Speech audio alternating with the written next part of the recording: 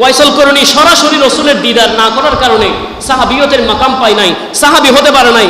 কিন্তু আল্লাহ রসুল সাল্লাল্লাহু আলাইহি ওয়াসাল্লামের এই জুব্বা মুবারক, যেই জুব্বার আশা সিদ্দিক আকবর করেছে, ফারুক আজম করেছে, ওসমান যুন্নুরাইন করেছে, মৌলা আলী শেরে হুদা করেছে, 1,24,000 সাহাবী আমার রসুলের জুব্বার জন্য পাগল পারা ছিল।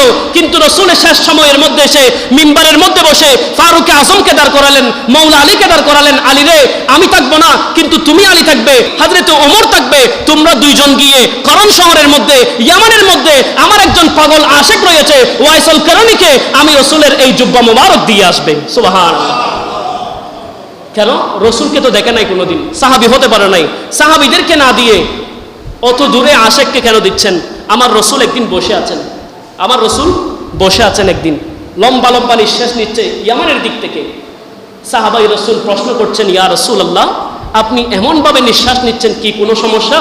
আমার রসুল বলছে, না, আমি ইশকের মুহাব্বতের সুঘ্রাণ নিচ্ছি, যেই মুহাব্বতের সুঘ্রাণ দুনিয়ার কোনো সুঘ্রাণের সাথে তুলনা করা যাবে না। এই সুঘ্রাণ সরাসরি অন্তরের মধ্যে গিয়ে আঘাত করে এই সুঘ্রাণ আমি পাচ্ছি। বলে, কেমন সুঘ্রাণ?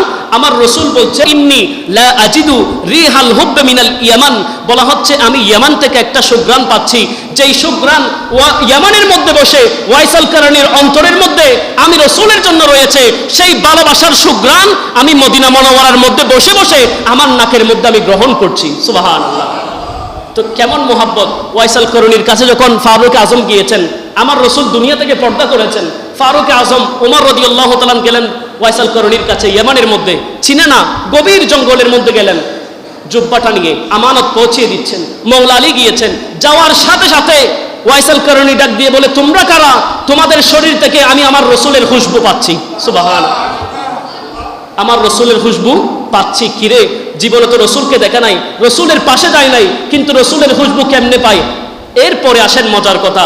ওয়াইসাল করণী ওমর রাদিয়াল্লাহু তাআলা আনহুকে ডাক দিলেন, ইয়া ওমর, আপনি রসুলের সাহাবী, আপনি রসুলকে দেখেছেন, রসুলের হাতে চুমু খেয়েছেন, আপনি রসুলের সাথে চলেছেন, সব সময় আমার রসুলের সাথে ছিলেন।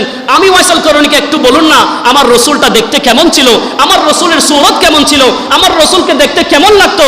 সাইয়েদনা ফারুক আজম বলছে, আমি ঠিকমতো বর্ণনা করতে পারছি না। মৌলা আলী বলে, আমি বর্ণনা করতে পারছি না। কিন্তু ওয়াইসাল করণী বলে, আমার থেকে শোনো, রসুলটা কেমন ছিল। এমনভাবে বর্ণনা করতে শুরু করে দিয়েছে। ফারুক আজম বলে, আমি অবাক হয়ে গেলাম, কিরে ওয়াইসাল করণী, জীবনে রসুলকে দেখো নাই, কিন্তু এমন সুন্দরভাবে আমার রসুলের আকৃতি কিভাবে তুমি বর্ণনা করলা? তখন ওয়াইসাল করণী বলে, তোমরা তো চর্মচোখে রসুলকে দেখেছো, আমি চর্মচোখে না দেখলেও কলবের চোখে 24টা ঘন্টা আমার রসুলের দিদার করেছি। সুবহানাল্লাহ। এটাকেই বলে ইশক, এটাকেই বলে ভালোবাসা, যে ভালোবাসার কারণে ইয়ামান থেকে রসুলের সাথে দিদার হয়।